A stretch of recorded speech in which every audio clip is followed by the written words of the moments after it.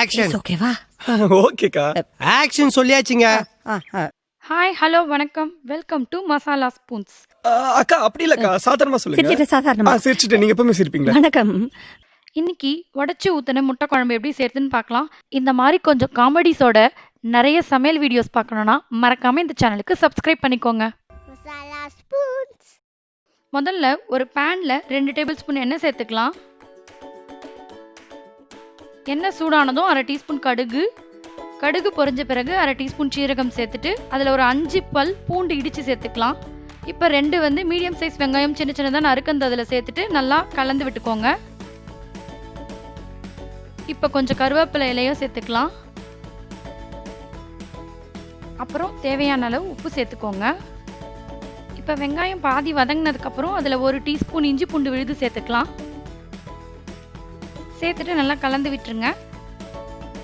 2 medium size தக்காளி சின்ன சின்னதாக நறுக்கிட்டு அதை சேர்த்துக்கலாம். இப்போ வெங்காயம் தக்காளி நல்லா மசிஞ்சு நல்லா வேகணும். அது பாருங்கள், இப்போ சூப்பராக மசிஞ்சிடுச்சு. இந்த டைமில் 1 டேபிள் ஸ்பூன் குழம்பு மிளகாய் தூள் சேர்த்துக்கலாம். இப்போ அந்த மிளகாத்தூளை ஃபுல்லாக அந்த மசாலாவில் மிக்ஸ் பண்ணி விட்டுட்ட பிறகு 2 கப் தண்ணி சேர்த்துக்கலாம். தண்ணி சேர்த்துட்டு கலந்து விட்டுருங்க. கலந்துட்டு இப்போ இதை மூடி வச்சு நல்லா கொதிக்கிற ஒரு 3 நிமிஷம் நல்லா கொதிக்கிற வரைக்கும் வெயிட் பண்ணுவோம். A few minutes later. இப்போ 3 நிமிஷம் ஆயிடுச்சு. குழம்பு நல்லா கொதிக்க ஆரம்பிச்சிருச்சு. இந்த டைம்ல நம்ம முட்டையை உடைச்சி அதில் ஊற்றிக்கலாம். இப்போ இது மேலே ஒரு 1/2 டீஸ்பூன் மிளகுத்தூள், 1/2 டீஸ்பூன் கரம் மசாலா ரெண்டுத்தையும் சேர்த்துக்கலாம். இப்போ இதை மூடி வச்சு ஒரு 3 நிமிஷம் வேகட்டும். ஸ்டவ் சிம்லே தான் இருக்கணும். இப்போ 3 நிமிஷம் ஆயிடுச்சு. 3 நிமிஷத்துக்கு அப்புறமா இன்னொரு சைட் திருப்பி விட்டுக்கோங்க எல்லா முட்டையும். இப்போ மூடி வச்சு ஒரு நிமிஷத்துலேருந்து 1.5 நிமிஷம் வேகலாம்.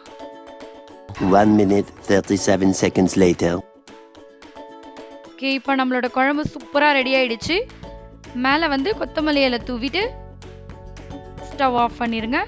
நம்மளோட உடச்சி ஊற்றின முட்டை குழம்பு ரெடி. நீங்களும் கண்டிப்பாக இதே மாதிரி செஞ்சு பாருங்கள். எப்படி இருந்ததுன்னு கமெண்ட் பண்ணுங்க. தேங்க்ஸ் ஃபார் வாட்சிங். நன்றி. இதெல்லாம் நீ போய் சொல்லணும்டா. ஆம்பளைங்கிட்ட சொல்லணுங்கிறது முக்கியம் இல்ல, நம்ம ஊர் பொம்பளைங்கிட்ட போய் சொல்லணும். மறக்காம சர்ப்ரைஸ் பண்ணுங்க. தேங்க்யூ.